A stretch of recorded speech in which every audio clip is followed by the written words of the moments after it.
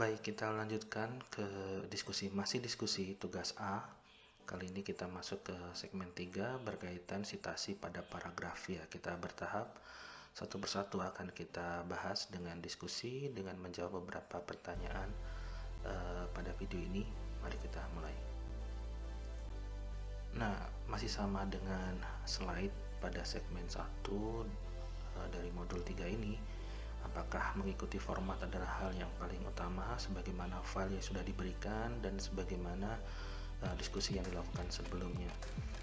Secara umum kemarin itu baru halaman judul yang kita bahas, pertanyaannya ada banyak, kita bisa menggali atau belajar beberapa hal terkait dengan halaman judul saja. Kemudian kita coba masuk ke bab 1 atau bab yang ada teks paragraf, dan mungkin sebagian ada berkaitan dengan daftar pustaka, karena secara umum citasi dalam paragraf itu berkaitan dengan daftar pustaka seharusnya pada bagian itu.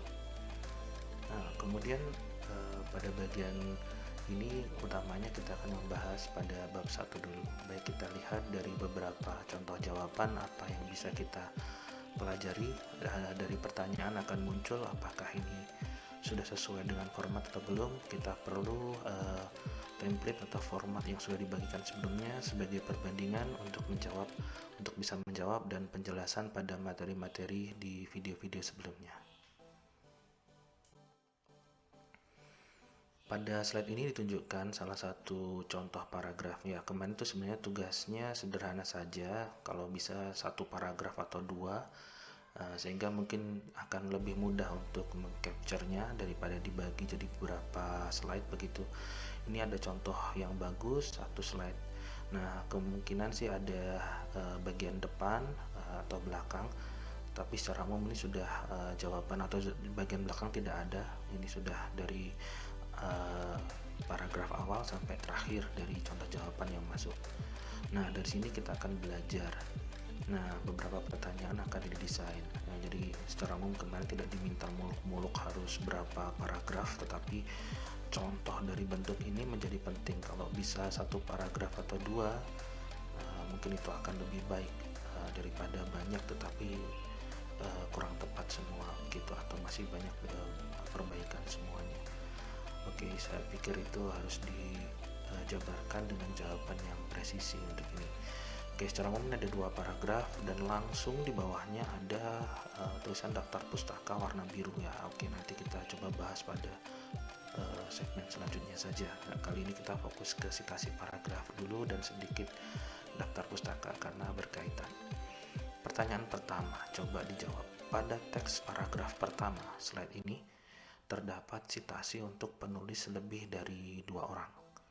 Apakah hal tersebut sudah sesuai dengan format dan sesuai dengan materi yang disampaikan sebelumnya?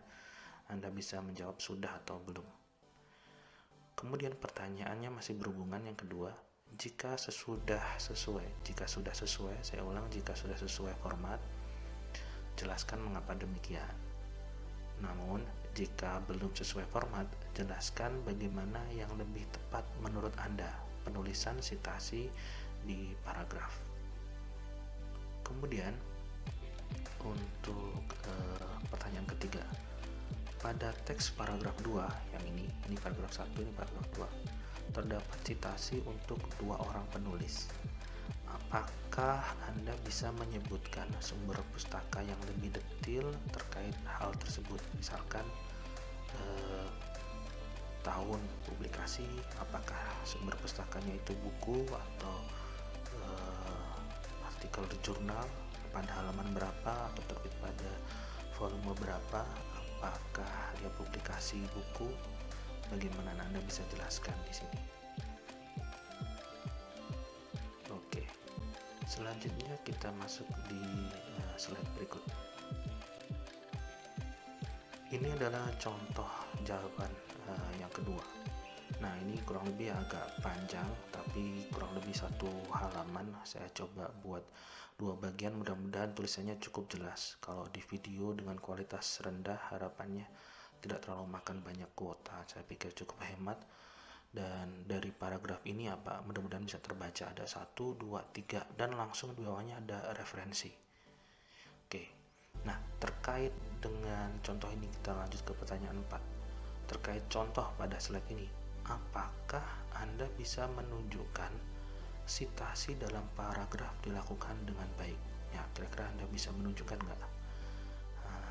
Bisa atau tidak, gitu ya. Nah, kemudian dari contoh slide ini kita coba simak pertanyaan berikutnya.